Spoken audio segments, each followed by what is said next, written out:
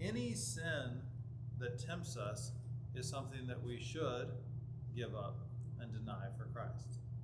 So it could be anything. You could think of it as big and small, but any sin, any little rule of man. Last time somebody mentioned speeding, right? It's speed. If, God didn't say you got to obey the government, and the government said don't be driving so fast. Well, there's tons of things like that. I'd like to have a campfire in my backyard in the middle of the night. Found out it's illegal.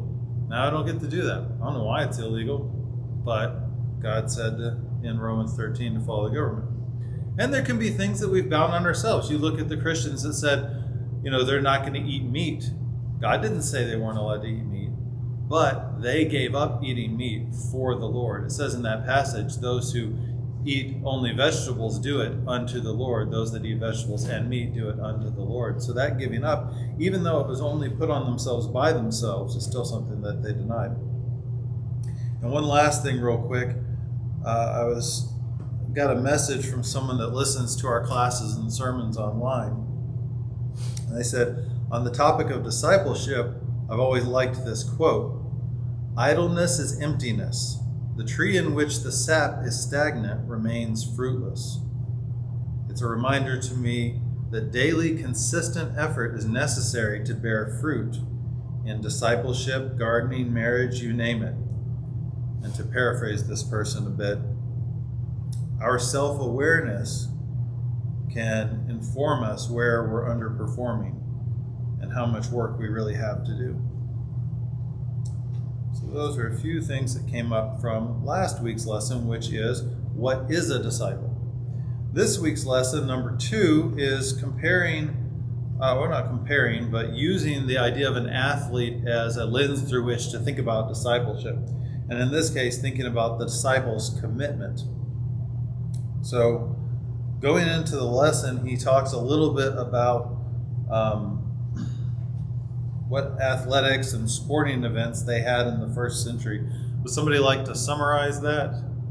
What kind of things they had back in that time period?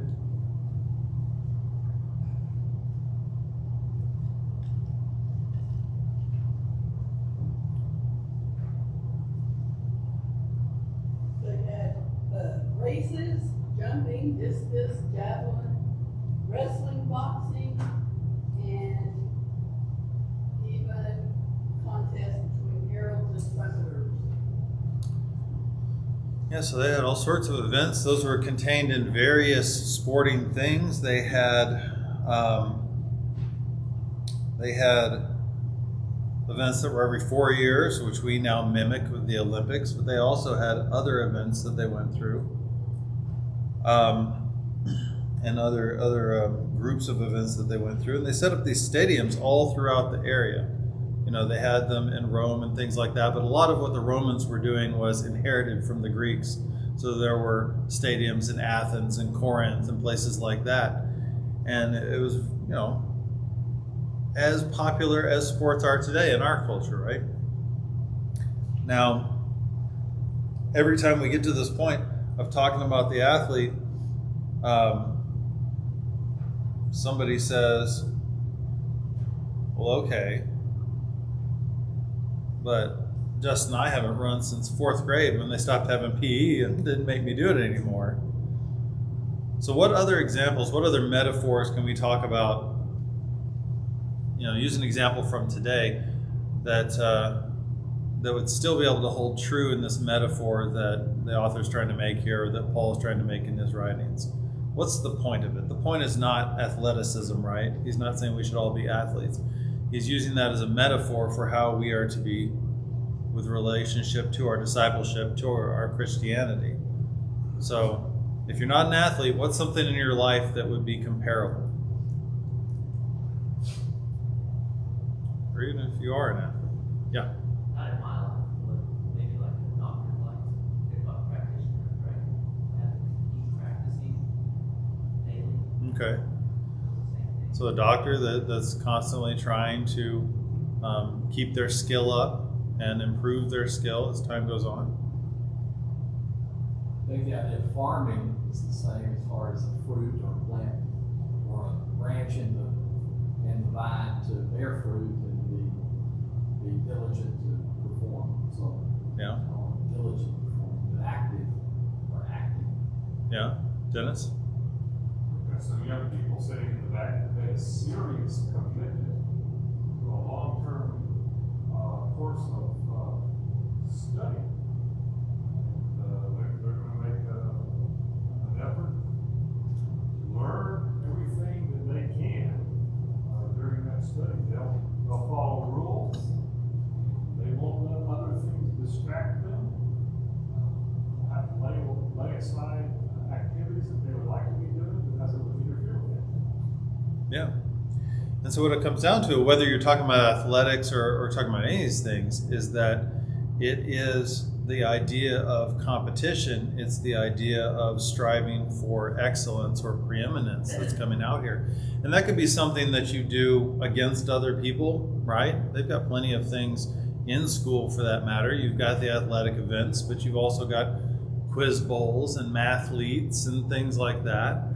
You've got people that are remarkably competitive about video games or really just anything. People can make a competition about anything, and you can see the people that have made a commitment to those types of things. You see people that do things like, competitive Rubik's Cubes, and you might think, well, I don't even understand that. I don't even understand wanting to do the Rubik's Cube in the first place, much less trying to do it in less than 3 seconds or something like that. But when they make those dedications, then it affects their way of life. It affects what they're doing. And the competition could be with others. The competition could be with yourself, trying to improve yourself, trying to reach a goal that nobody else is trying to reach along with you, but you're constantly trying to better yourself and you've made those commitments. Let us turn over to 1 Corinthians 9. We're here in the middle of page 14 now. 1 Corinthians 9, if someone could read 1 Corinthians 9, 24 through 27.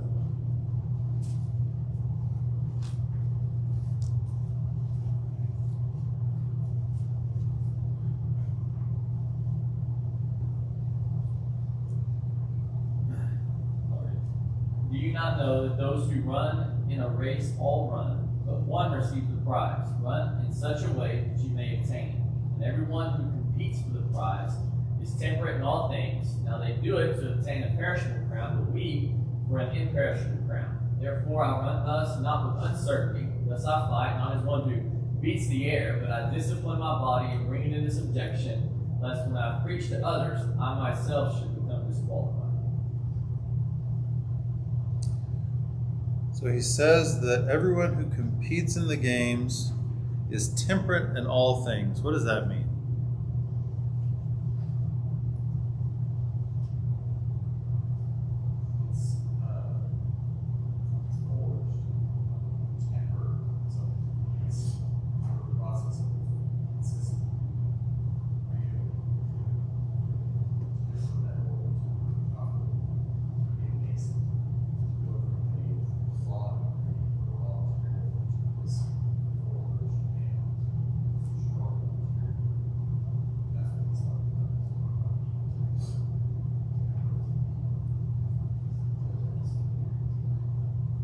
Okay. We're going to have to get you a microphone. To summarize what he said, the tempering you can think about as when you temper other things, when you temper metal or temper anything that you're refining, that it's a constant and repetitive process that brings it up to the quality that you're looking for. So how did they do that with athletics? What did they have to temper about themselves such that they could be at a peak performance for the games?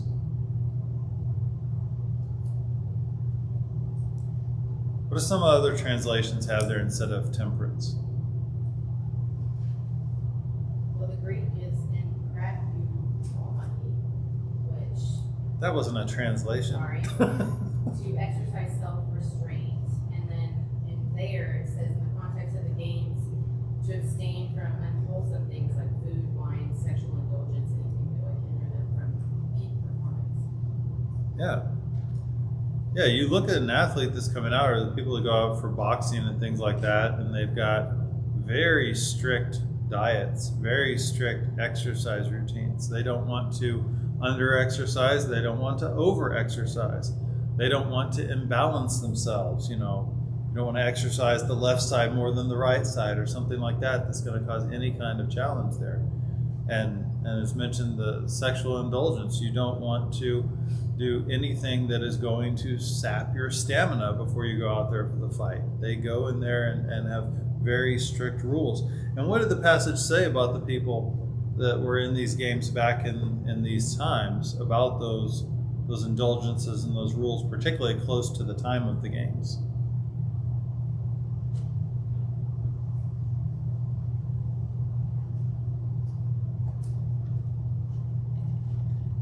It said that they would train for 10 months, but then in the last 30 days, what? They stayed in one place and they exercised regularly, followed a strict diet, and avoided luxuries and got sufficient rest. Yes. Under supervision. Yeah, under supervision. And what happened if they didn't get the rest, or if they didn't follow the dietary rules? They're disqualified. They weren't even allowed to compete if they didn't follow the rules during that 30-day period. All right, so compare it back to us.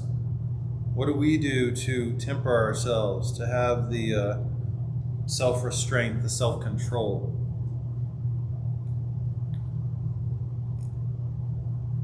I think our prayer life has a lot to do with that. Praying to God for wisdom and your comfort, courage to do those things that we know are necessary to serve Him. With our mind on the focus on spiritual things. Yeah, you can think about that kind of coming back to the, trying to think where it fits in the metaphor, maybe the rest, that it's going to give you that renewal that you need to be able to perform like you should. It's meditate, so, Yeah. meditation, just, focus on the goal and prize. Much better way to do that than talking to God. Yeah. So it's like what we talked about last time, right? What have you given up? What are you not participating in such that you can be a better servant? Question 6 says, in what sense does Paul buffet or discipline his own body? That's there in verse 27 of what we just read.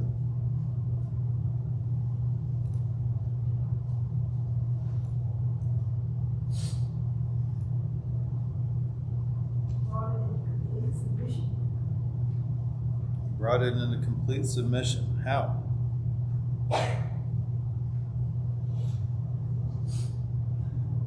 You have to master self-control. I don't know if it's kind of talking circles though.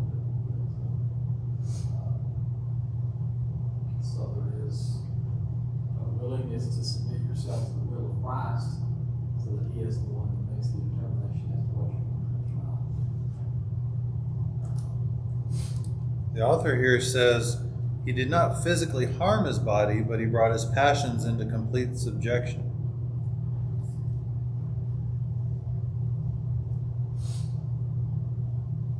What's a verse we can go to say that he didn't physically harm his body?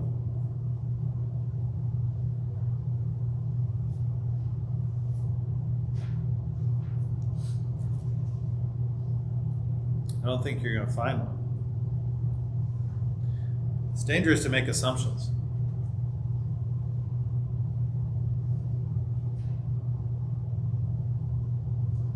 Now, the fact of the matter is, physically harming your body is probably not very helpful. We talk about that when we talk about Jesus, right? And Jesus said, I have no idea what slide we're supposed to be on. I'm awful at keeping up with these slides.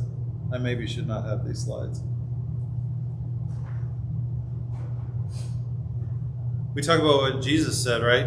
If your eye causes you to sin, then pluck it out. If your hand or your foot causes you to sin, cut it off, because it's better to go into heaven lame than it is for your whole body to be cast into eternal hellfire. And we say, well, he didn't mean that literally. And I don't know that he didn't mean it literally. I think the thing is that we need to think about when would it even be effective literally. Because the fact of the matter is, if I have a sin of the eyes and I pluck my eyes out, that's not going to stop me from sinning. It's not going to solve what's wrong in my heart that was causing me to sin with my eyes in the first place.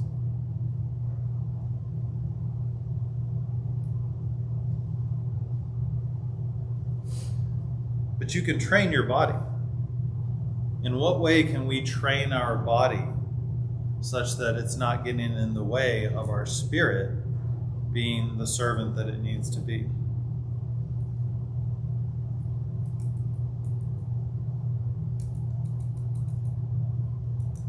Is that a confusing question? I got 2 nods. All right, I'll answer my own question then.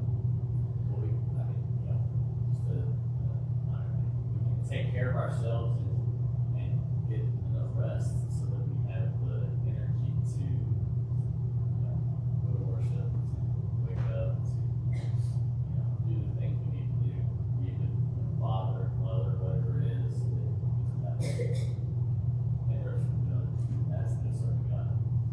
Yeah.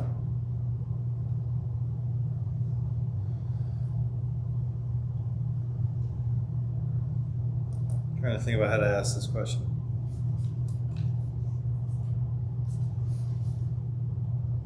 Maybe I'll just ask it right on the nose. Do you ever punish your body?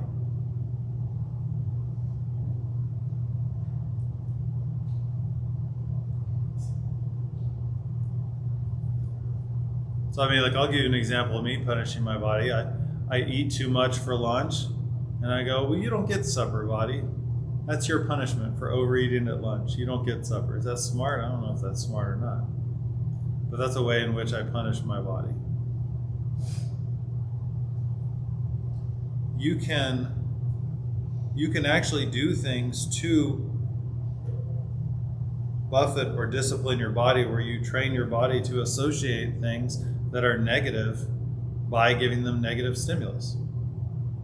So you can think about any number of behavioral psychology things where you do something that you don't want to do and you receive a shock or something. I'm not suggesting that you do that. But there are things that you can do, even physical, just patterns and repetitions, that can help train your mind and train your body. There was it Dick Hatch? I think it was Dick Hatch who was telling me that he had trained himself that anytime he came up to a woman with a low-cut top, he had trained himself to just look up like that. He's not even looking at their face. He's just looking up at the sky because he knew he had a temptation with that. And so he had physically trained his body, he had disciplined his body that was just the knee-jerk reaction. And Dick was kind of a tall fellow. Tall fellows, have challenges with the fact that they're always looking down. But you can do things like that. You find yourself and you're not reading enough. You're not reading the Bible enough, and you can make a commitment. And in some cases, you are sacrificing your body to make that commitment. You may not get enough sleep because you get to the end of the day and you're like, hey, I'm supposed to be doing this. I've made a commitment to God or to myself or whomever that I'm going to read, 2 chapters a night or whatever it is. And you end up sacrificing that sleep to maintain that commitment. Now, what you should be able to do over time is learn to balance your life so that you're getting the reading, you're getting the rest, and what you're laying aside is some other aspect of your life that is less important. Justin, not to minimize what you're saying, because I agree with you entirely, but I think that maybe Heath was referring somewhat to what we might refer to self-imposed religion, which the Apostle Paul does make reference to, and specifically with regard to physical things. So you think about the lancing of themselves by the prophets of Baal, or the practice of some in Catholicism to self-flagellate, those things which what Paul said, these are things like do not touch, do not taste, do not handle, which concern things which perish with using according to the commandments and the doctrines of men, which have an appearance of wisdom and self-imposed religion, and false humility and neglect of the body, but of no consequence against the indulgence of the flesh. And maybe there is something to that, is where he was going with it. Yeah. But this idea of self-control and requiring of yourselves to limit your appetites and those things that are against God is certainly part of what we should not. Yeah. And I know that I have a challenge with balancing definitions and perhaps think too denotively at times instead of connotatively. Because I don't know about you, but every time I exercise, I'm pretty sure I'm harming my body. Like, I come away in pain the next day. Well, one of the things that it says in here is Paul's talking to Timothy, and he says, actually, let's go ahead and read it. Let's go over to 1 Timothy 4, 7 through 8. Who can read that?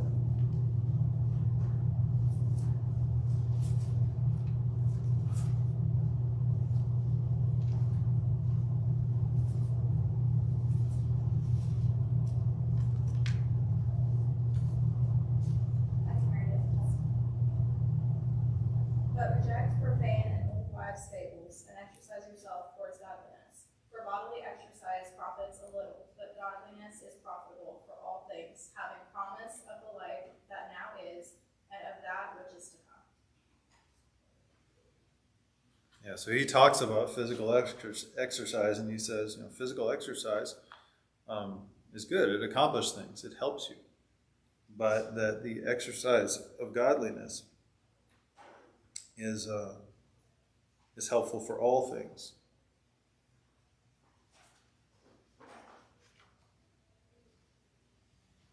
So, how does godly exercise help? How does godly exercise help your body?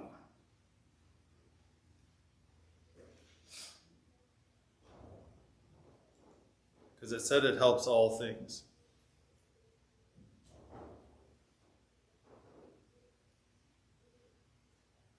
Well, it's good for your health physically if you're refraining from things like gluttony, alcohol.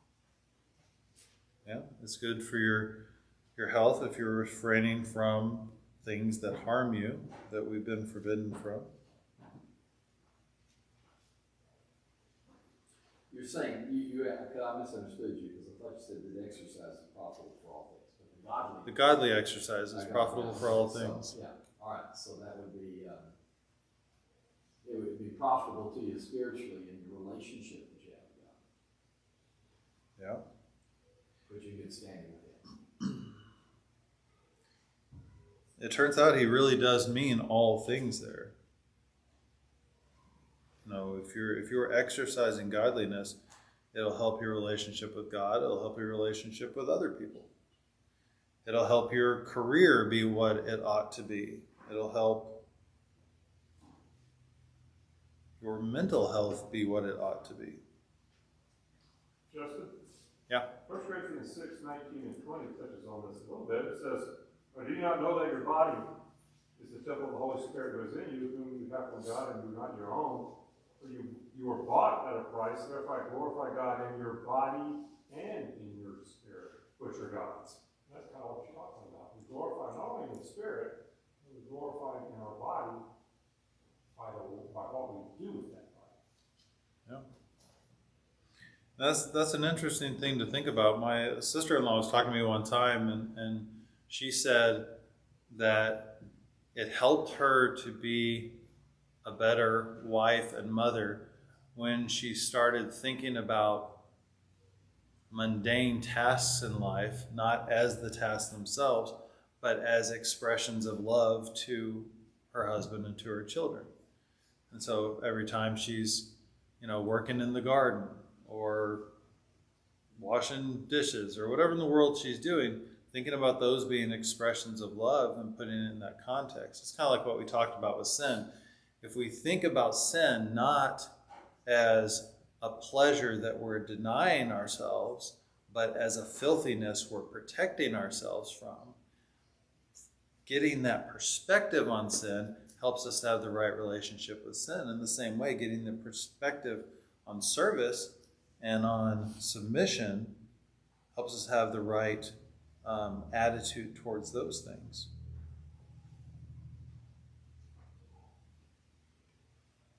So it turns out neglecting your body, not exercising, not physically exercising, is a problem. As are some of the other things that were mentioned, like gluttony or abuse of physical substances. We talked about what happens to the Olympian if he doesn't follow the rules there that are set before him. What happens to the Olympian if he does not have this commitment that we're talking about right now? Disqualified, speak out. Well, but let's say he followed the rules. Let's say that he exercised and he ate right and all those kinds of things. He gets to the games, but he didn't have that total and complete commitment that he's called to have. He's not going to perform. He's not going to win. He's going. The idea, I think, is being the best that you can be. So when you talk about the comparison to Olympic athlete, he's just so it's probably just watch the Olympics, once ago. These people, I mean, they are just their entire life is dedicated to their sport, and it's kind of when I think about it, it's just crazy to me some of the things that go into the training, and for it's just every 4 years. And for a lot of those sports, not only is it every 4 years, they get one shot because, there may be 22 when the Olympics comes around, and then by the time they're 26, they're too old. They've already passed the level. So it is, they're training. You talk about an Olympic sprinter, all this training that goes in for 10 seconds, and that's it. And they're just dedicating their entire lives to being in their best possible peak performance in that 10 seconds. And so you compare that to a Christian, the idea is we have to be fully, it takes full dedication. You can't just do enough, you can't just go through the motions. And that full dedication may look a little different from individual to individual, but we all must be fully dedicated to Christ in order to be pleasing, in order to obtain the prize, which in our case is heaven. It's interesting. You look at the Olympics, and there are so many videos out there right now on whatever YouTube or Instagram or whatever that are fail videos, and you're just watching people slip and fall or whatever kind of ridiculous thing is happening to them. But it feels different on that Olympic stage because that these people have spent years getting ready for this. And then if they slip and fall, it's tragic. Like it pulls at you that it's tragic what has happened. From this Olympics, I don't know that breakdancing should be in the Olympics, but we saw the Australian breakdancer and what happened to somebody that ended up at the Olympics that hadn't committed to excellence. And she's just mocked. It's a laughing stock what happened there. And why? Because that's not what this was about. This was about excellence. This was about training and dedication to get to a peak performance. And if you don't have that commitment, then you're going to be like the one talent man who didn't do the work. And you get to the end and you are not qualified. Running low on time. Let's see.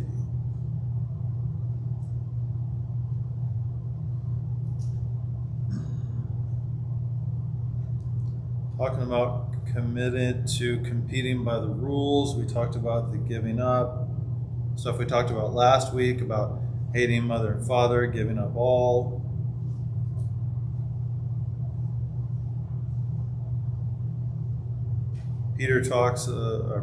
Paul talks about needing to, it was in the passage we read a second ago, needing to do all those things that we read a second ago, and keeping an eye after himself, lest he become disqualified. How could he become disqualified?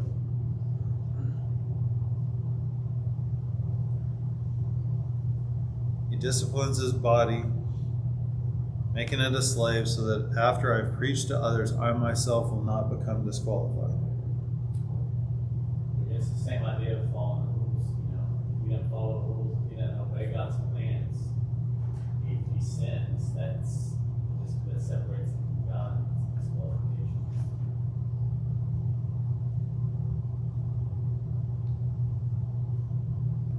So what would make us at risk of that? I mean, you think about Paul, all the things Paul gave up, and he spent years out there preaching, establishing churches. And he's still thinking about the fact that, all right, but I've got to keep after myself, lest I become disqualified. What dangers was he seeing?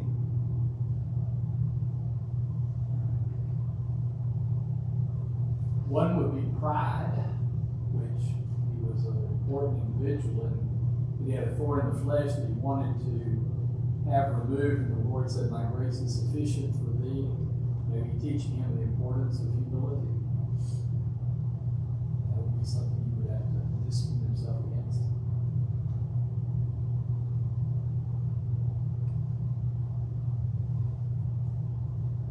Yeah.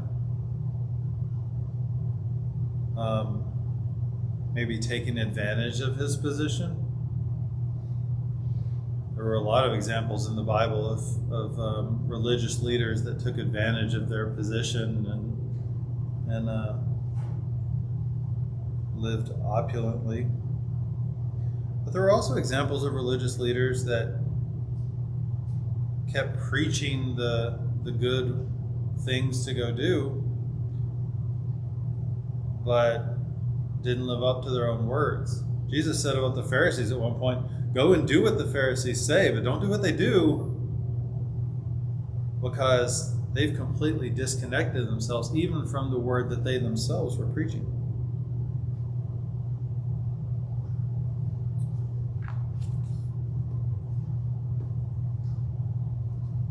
An athlete must run to win. I always thought that this was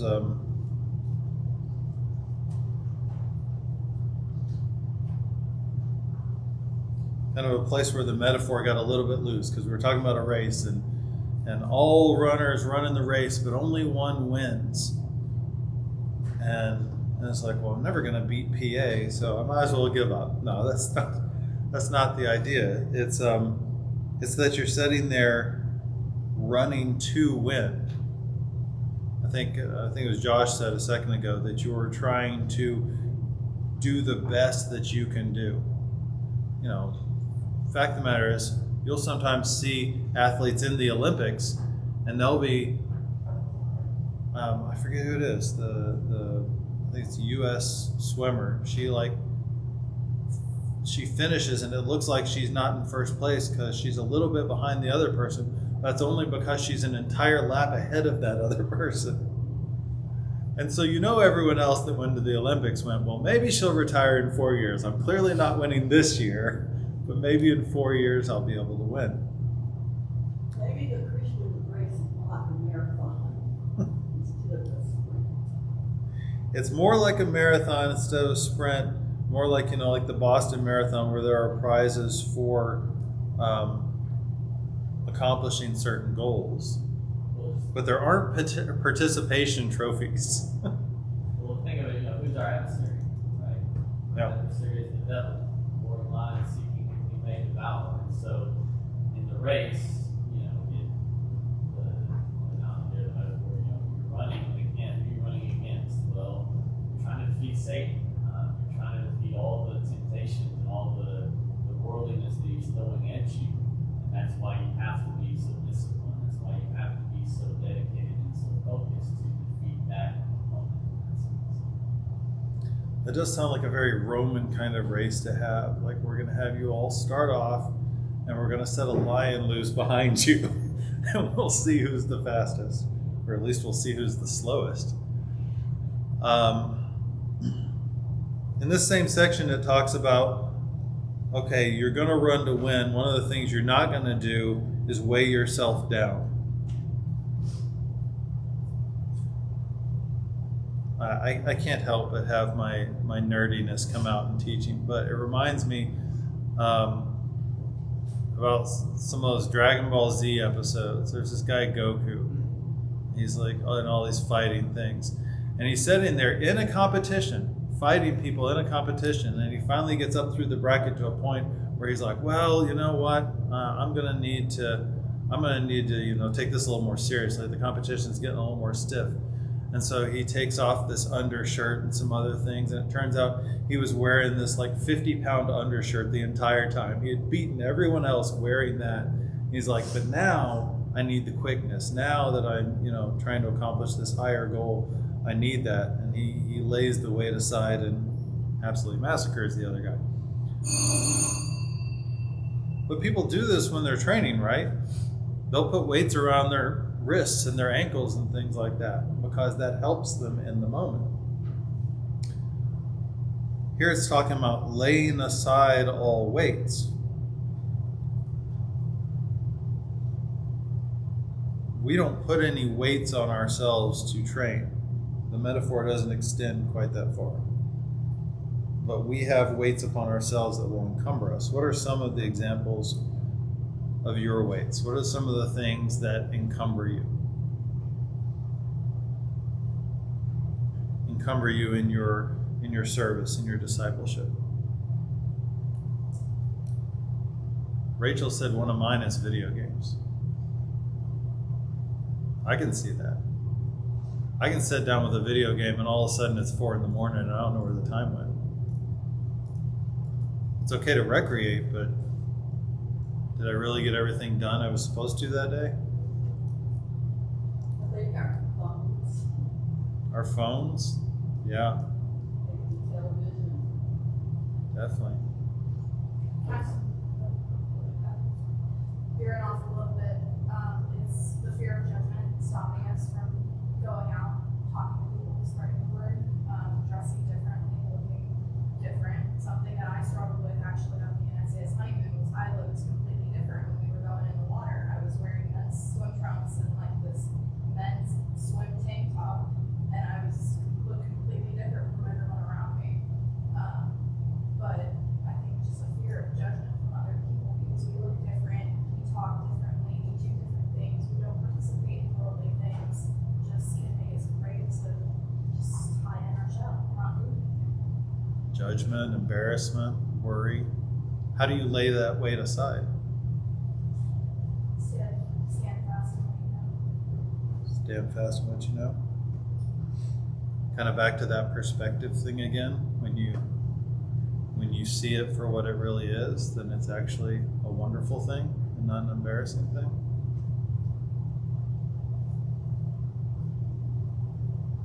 Is his hand still up? No? Yeah. Just speaking in general, we'll talk about this, the way aside these ways. The first obvious thing is sin. If there's sin in our life, that's how we deal with first, before anything else. That has to be defeated. Second, after we've defeated that, we still got to deal with temptation. And in dealing with temptation, we have to avoid opportunities where we might be tempted to sin. Romans 13:14 says, make no provision for the flesh to gratify its desires. Therefore, so if you're having a problem with certain things, it's a way of your life is hindering you spiritually, then do not make provision for that. Whatever that thing might be that would tempt you to sin, don't be near it or don't have it in your possession, therefore making it impossible for you to commit that sin. And third, and this is probably one we all have most trouble with, any distractions, hobbies, recreation, etc. that we're not monopolize our time. And that is real easy to do. We got an activity that we really enjoy and we spend too much time at it. And instead it should be just a small part, it should be a tiny reward that we give ourselves. instead of spending our whole time, all day doing And you can lay weights on yourselves without really even realizing it. You can use some of the stuff we were talking about, like with phone use or whatever. Your phone use ramps up over time and you don't even realize what's going on. I remember when my phone started, I didn't ask it to, it just started giving me weekly reports on how much time I was spending on my phone. And I was like, oh man, you could break it down by app and day and time and all this other stuff, and you could see exactly what was going on. But sometimes you're not aware of it. That's where leaning on one another is really important. You're sitting there, you're running, and you go, hey, you forgot to take your parachute off. I don't know if y'all know what I'm talking about. Sometimes people, track stars, football players or whatever, they'll wear these little tiny parachutes behind them. It's to cause drag. It's to make it harder for them to run forward because the parachute is limiting them. You can imagine if they got out there in the game and they hadn't taken that thing off, well, everybody's just going to go, hey, take that off. Are you crazy? We're out here to compete. We're out here to win. Well, it can be the same kind of thing.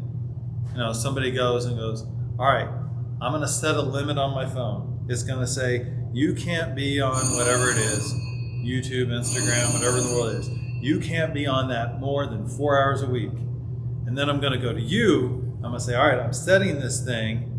You put in a password. I don't even want to know the password so that I can undo it later. It's like, oh, I know I hit 4 hours, but I just want to finish this one last. No, you set that. You be my accountability partner, something like that. Oh, last thing real quick. We talk about running to obtain. You're running to obtain. Don't confuse this with how God's grace works, right? We're running to win. We're running to do the best we can, like Josh said, and God's grace covers the rest. God's grace does not cover us not trying to win. And then endurance, we didn't talk about. Endurance is important. You have to pace yourself. You can try to be being the very best servant you can, but it turns out the Christian life is a marathon, and if you sprint the first mile, you're going to have real problems the second mile. So you need to think about that in your Christian life is, well, how do I maintain my pace? How do I keep from getting discouraged? How do, okay, they talk about that wall that athletes push through. Okay, well, you can sit there and have discouraging walls in your Christian life, You're trying to evangelize and it just seems like no response, and you're just like, I'm just going to stop running this marathon. And keeping your mind in the right place and realizing and always looking at the goal at the end is how we go for that imperishable crown rather than the perishable that the Olympians were going for. I may just stop putting the slides up here. I can't keep track of them. Next time, though, we are going to be doing a soldier. How is being a disciple of Christ like being a soldier? Thank you all.